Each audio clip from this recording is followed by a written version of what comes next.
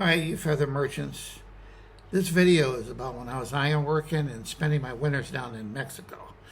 And I believe this was around the third year, the third winter I was down in Mexico in this little fishing village, San Blas, and hanging out with these Australians.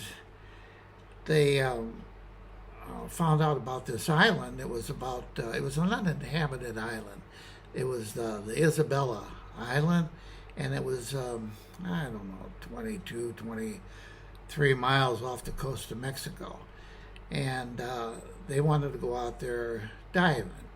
And we didn't have tanks or anything like that. We just used snorkels, and we had spear guns. So anyway, we talked to two of the local divers that lived in San Blas, and they were real familiar with the island, and they said they'd take us out there. And they had these boats, two boats. It's all open, fiberglass boats that are open with engines that they were all wired together. It's like I wouldn't go any place today with that setup they had.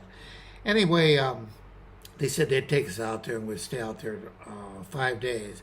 We had to take fresh water because they didn't have any fresh water on the island. There was no one there. The only people that go out there are the shark fishermen.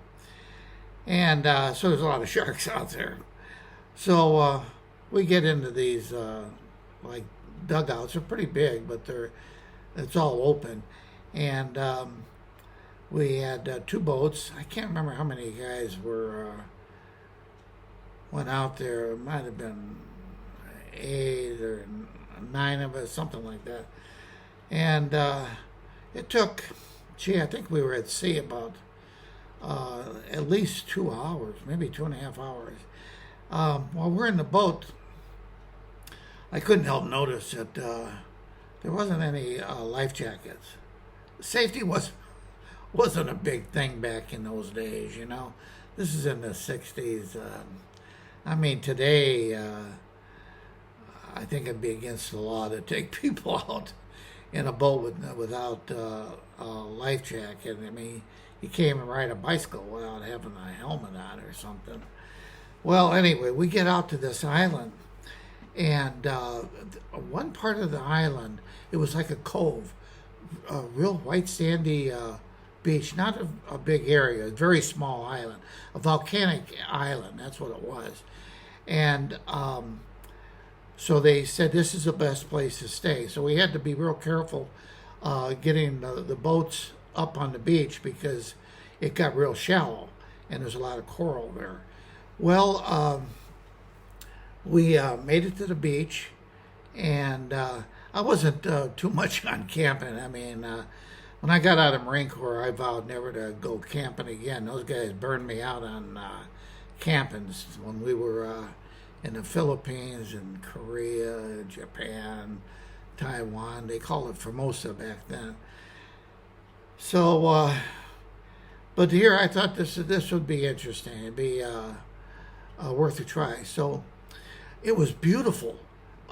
Just unbelievable. A lot of wildlife on the island, a lot of birds. The birds, you walk right up to the birds. They're not used to humans. And there was birds all over the island. In fact, Jacques Cousteau parked the Calypso there a couple of years after we'd been there. And I think he was instrumental into having UNESCO make it a World Heritage Site, and it's a national park today.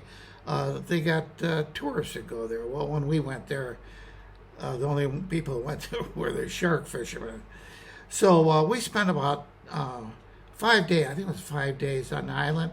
And what we would do is we camped right there on the beach, and for breakfast we'd go right into the ocean. You know, you didn't have to go very far out. There was a coral reef there, and you just shoot whatever you want to eat. And there were langostas there, the lobsters, and they were a little bit harder to catch, but we'd get those and cook them up right on the beach. It was really cool. So anyway, this one went without a hitch. It was really a good trip. And I have a lot of photos from there, but unfortunately, my second wife decided that to either throw them away or she'd rather keep them than give them to me. So I can't post any photos. I don't have any. Well, anyway, the following winter, so this is probably the fourth year, we decided to do this again. And we had the same two divers take us out there. And again, there's no life jackets. I mean, they didn't own any life jacket. So we go out there to the island, and it was basically the same guys that were there. And we were out on the island, and the last evening, we're getting ready to go back because we're almost out of water. We had to take our own fresh water there, and a storm came up. So it's not good. It's raining pretty hard. But like I said, we might have been out of fresh water. I don't know. I just remember if we had water, it was very little. We get in the boats the next morning when we're ready to leave, and it is pouring down rain. So we get out to sea, and the ocean is really rough. And they've got these little engines, right? So we're out there, and we're not making any progress, and the whole time they're burning their gas. So they decided that maybe it's better we go back to the island and wait until the next day. Well, when they went to turn the boats around, the motor on the boat I was on fell off the boat. It fell. I thought, oh shit! We're taking water. We're bailing water as fast as it's raining. So anyway, the engine fell off of the boat and into the water. The diver, he dove right after it right away and grabbed it. So we helped him get back in the boat. Like I said, the rain is it's pouring down rain. Of course, the spark plug is wet. So we're having a hell of a time just getting that dry where we could start the engine again. And the whole time we're taking on water. And I remember in the Marine Corps we did training where you take your pants off and you tie the ends of them, and you collect air and hit the water. You make your own life jacket. So I'm ready to do that because I can see I don't think we're going to make it. So he's trying his best to start this engine. And finally, it starts. And we work our way back to the island. It took quite a while to get back there because the ocean was so rough. So we get back on the island and spend the night there. And it is, man, the weather is really bad. So luckily, though, the next morning, it cleared. The skies cleared a little bit. It was cloudy, but it stopped raining. And we got back in the boats, and we were able to get back to San Blas without any further incident. Anyway, like I said, today it's a World Heritage Site.